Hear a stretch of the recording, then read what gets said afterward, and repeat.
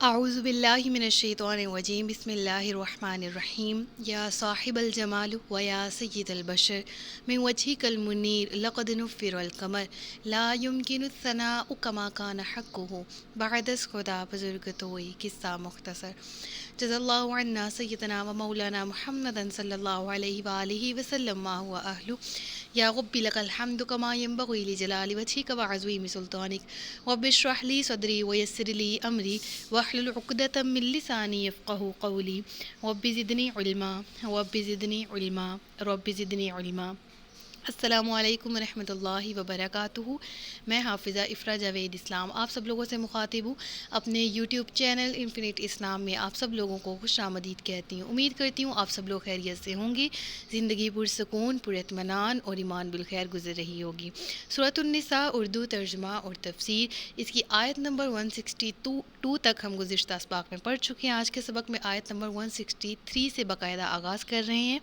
اللہ رب العزت سے دعا ہے کہ میری زبان پر حق بات کو جاری فرمائے اور ہم سب کو علم نافع اور عمل خیر کی توفیق عطا فرمائے۔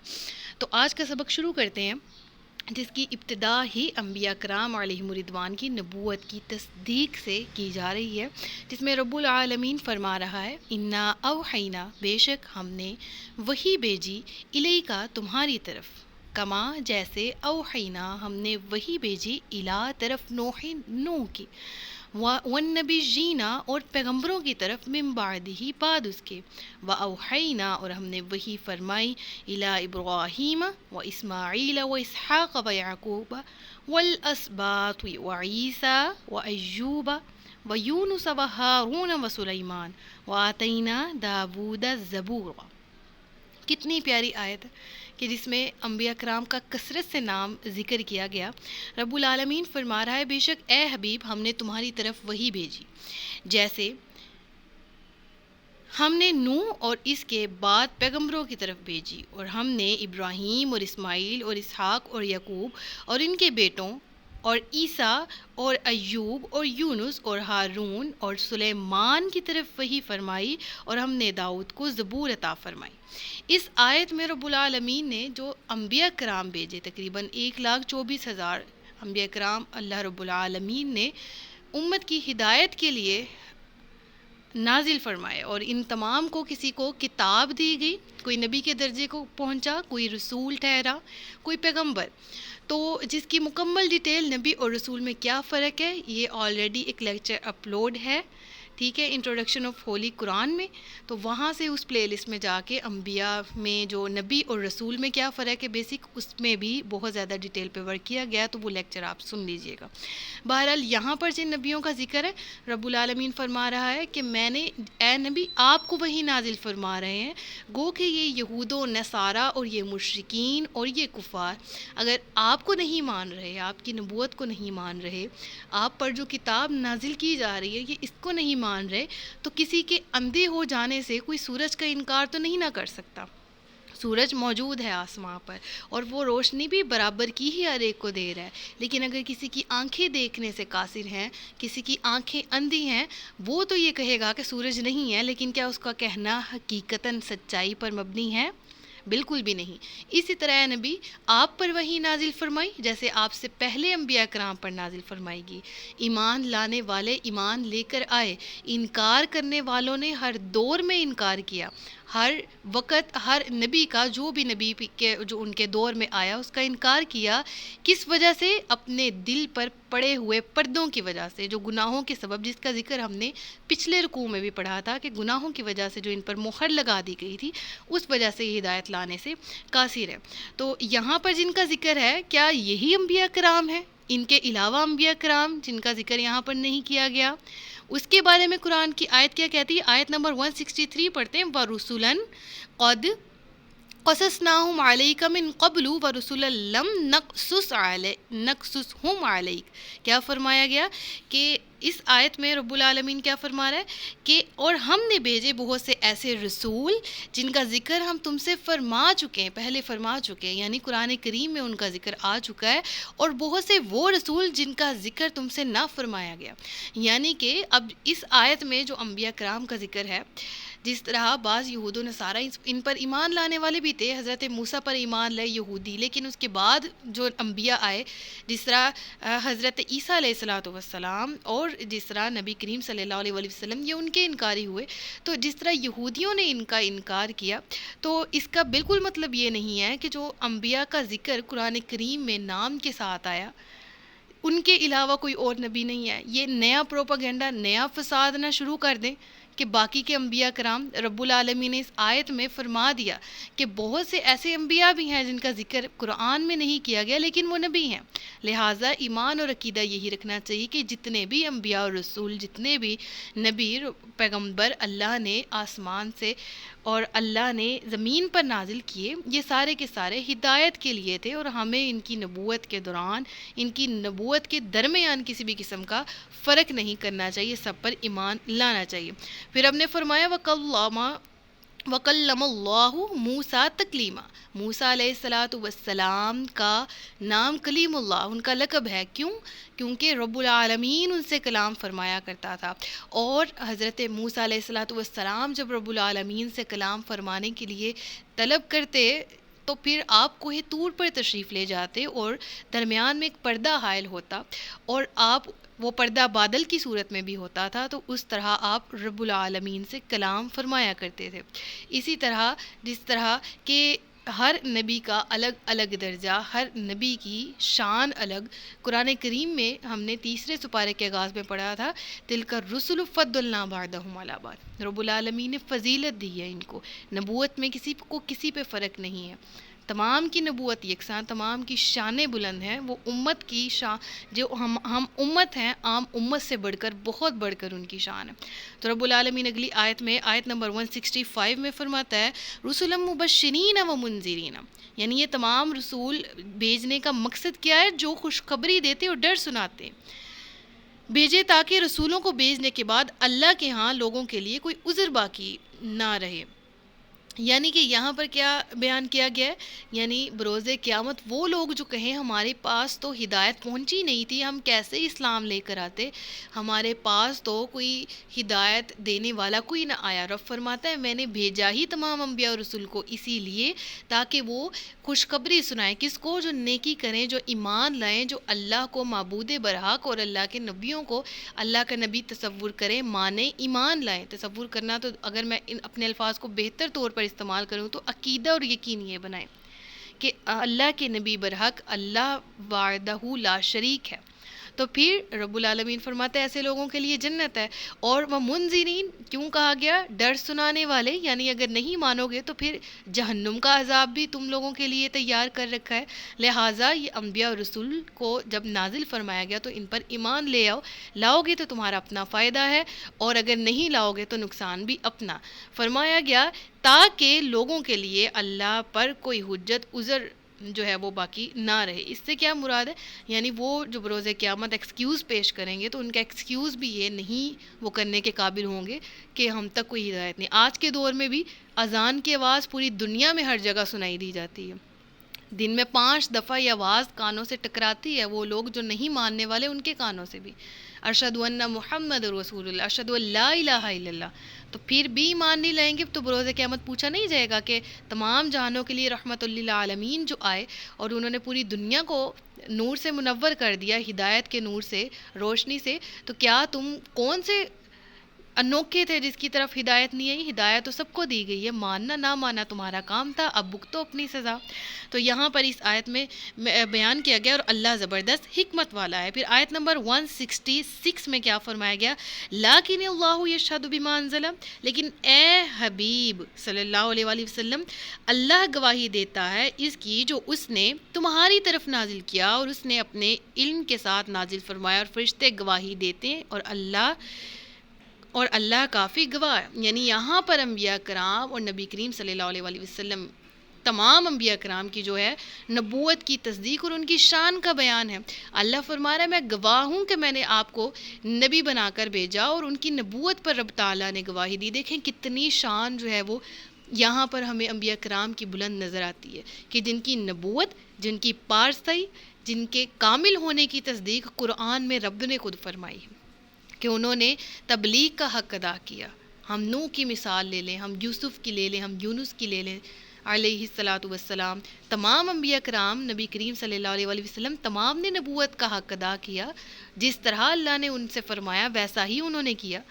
اب یہ لوگ جو ایمان نہیں لاتے، یہ ان لوگوں پر ہے کہ وہ بروز قیامت کسی قسم کا ایکسکیوز، کسی بھی قسم کا آرگیو پیش کرنے کی کوشش بھی کریں گے تو نہیں کر پائیں گے۔ رب فرمائے گا اب اگلی آیت میں کیا ہے، اب پچھلی آیت میں اللہ نے فرما دیا نا کہ میں شاہد ہوں، میں گواہ ہوں، میرے فرشتے گواہ ہیں کہ انبیاء نے اپنی نبوت کا جو ہے وہ حق ادا فرمایا۔ اب اگلی آیت میں کیا کہا، ان الذین کفروا وصدوا عن سبیل اللہ، فرمائیں گے بے شک وہ لوگ جنہوں نے کفر کیا اور اللہ کی راہ سے روکا، بے شک وہ دور کی گمراہی میں جا پڑے۔ دیکھیں گمراہ ہونا، میں اکثر اس کو ایکسپلین اس طرح سے کرتی ہوں کہ راہ ایک ہوتا ہے نا، راہ راستے کو کہتے ہیں، تو کسی کو راستہ پتہ ہو، ٹھیک ہے، تو وہ اس کا راہگیر کہلاتا ہے، اس راستے میں چلنے والا کہلاتا ہے۔ لیکن جس کو راہ مل جائے، دکھا دی جائے اور پھر وہ اس کو چھوڑ بیٹھے تو اس کو گم راہ کہا جاتا ہے، یعنی راہ سے گم ہو جانے والا۔ تو یعنی ان کو کیوں کہا جاتا ہے دور کی گمراہی میں جا پڑے؟ گمراہ ہونا کس کو کہتے ہیں؟ یعنی کہ ان کو راہ ملی، ان کو راستہ نظر آیا، لیکن انہوں نے اپنے لیے یہود و نصارہ، مشرکین، کافرین، جتنے بھی اسلام کے علاوہ باطل عقائد ہیں، باطل جو جھوٹے مذاہب ہیں، ان کو یہی کہا گیا کہ تم لوگوں کو صاف دکھائی دیا گیا کہ برحق کیا ہے، اس کے باوجود تم لوگوں نے انکار کیا۔ وہ لوگ جنہوں نے انکار کیا، رب فرماتا ہے دور کی گمراہی میں جا پڑے، یعنی ہدایت دور دور تک ان کے قریب نہیں ہے، ان کے برے اعمال کے سبب کی وجہ سے۔ فرمایا گیا آیت نمبر 168 میں، ان الذین کفروا وظلموا لم یکن اللہ لیغفر لهم ولا لیہدیہم طریقا استغفر اللہ ربی من کل ذنب واتوب الیہ۔ کیا فرمایا گیا؟ بے شک وہ لوگ جنہوں نے کفر کیا اور ظلم کیا، اللہ ہرگز انہیں نہ بخشے گا اور نہ انہیں کسی راستے کی ہدایت فرمائے گا۔ استغفر اللہ۔ جنہوں نے کفر کیا، جنہوں نے نافرمانی کی، جنہوں نے ظلم کیا، ظلم کس کا؟ یعنی جنہوں نے برابری نہ کی، برابری یعنی کہ ایک طرف گمراہی کی طرف زیادہ جھک گئے، جو چیز تسلیم کرنے والی تھی وہ نہ کی، جو چیز ایکسیپٹ کرنے والی تھی وہ نہ کی، اپنے فائدے کی طرف جھک گئے۔ ظلم کس پہ کیا؟ کیا اسلام پر؟ کیا دین پر؟ کیا مسلمانوں پر؟ اپنی جانوں پر ظلم کرنے والے تھے، اللہ کو تو کچھ نہ بگاڑ سکے۔ رب فرماتا ہے کفر کیا، اپنی جانوں پر ظلم کر بیٹھے کفر کرنے کی وجہ سے، اللہ انہیں ہرگز نہیں بخشے گا۔ کیوں؟ کیونکہ انہوں نے انبیاء کو، جس طرح پچھلے رکوع میں ہم نے یہودیوں کی کتنی نافرمانیوں کا ذکر پڑھا کہ انہوں نے انبیاء کو ناحق شہید تک کر ڈالا، تو رب العالمین فرماتا ہے جو ساری زندگی کفر میں رہے، توبہ کیے بغیر مر جائے، کفر کی حالت میں مرے، ان کے لیے بخشش کے دروازے بند ہو گئے، اور اللہ ان لوگوں کو کبھی نہیں بخشے گا اور نہ ہدایت دے گا۔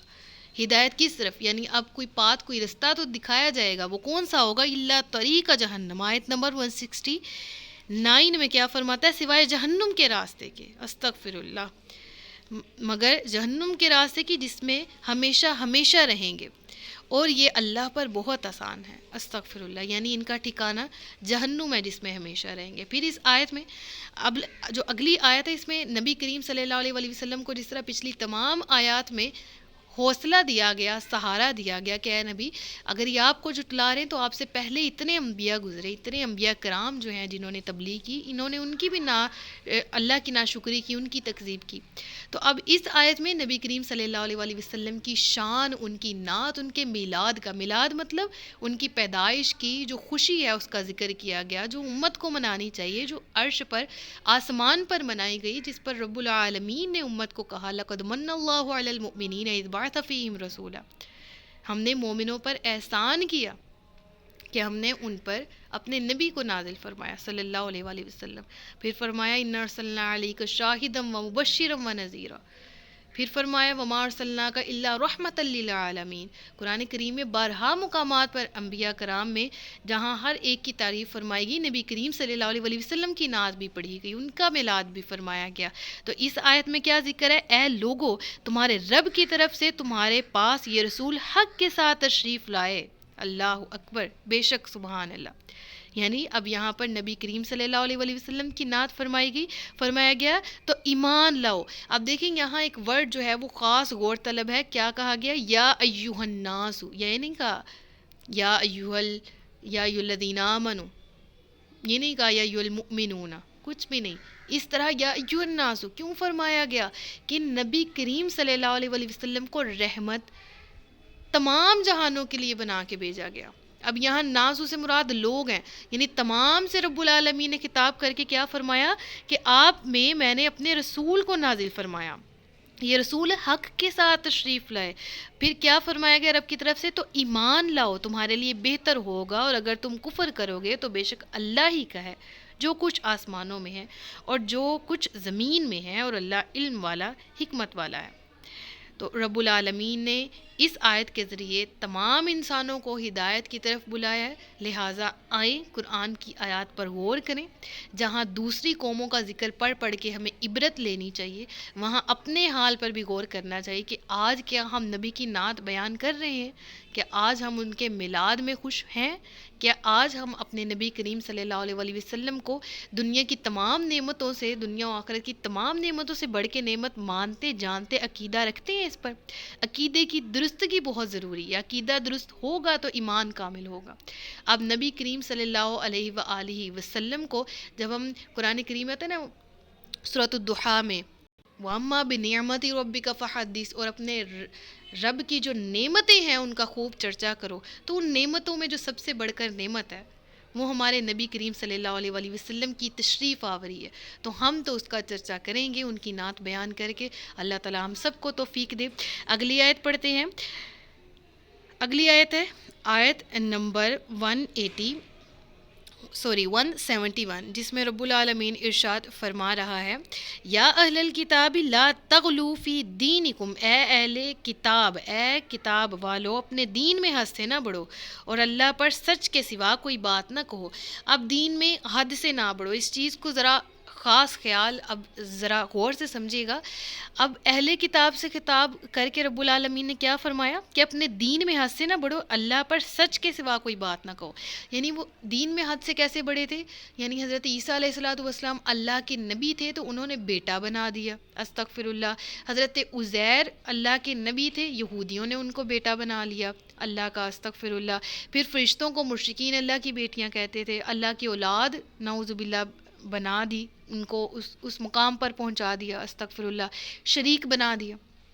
تو رب العالمین نے فرمایا کہ دین جو تمہیں دیا گیا، جتنا دیا گیا اس کو ایکسیپٹ کرو، حد سے نہ بڑھو، حد سے نہ بڑھو جس طرح وہ بڑھے تھے. اور آج کے دور میں بھی ضروریات دین کا خاص خیال رکھا جائے. کلمہ طیبہ، نماز، روزہ، زکوٰۃ، حج، آمنت باللہ وملائکتہ وکتبہ ورسلہ والیوم الآخر والقدر خیرہ وشرہ من اللہ تعالی والبعث بعد الموت.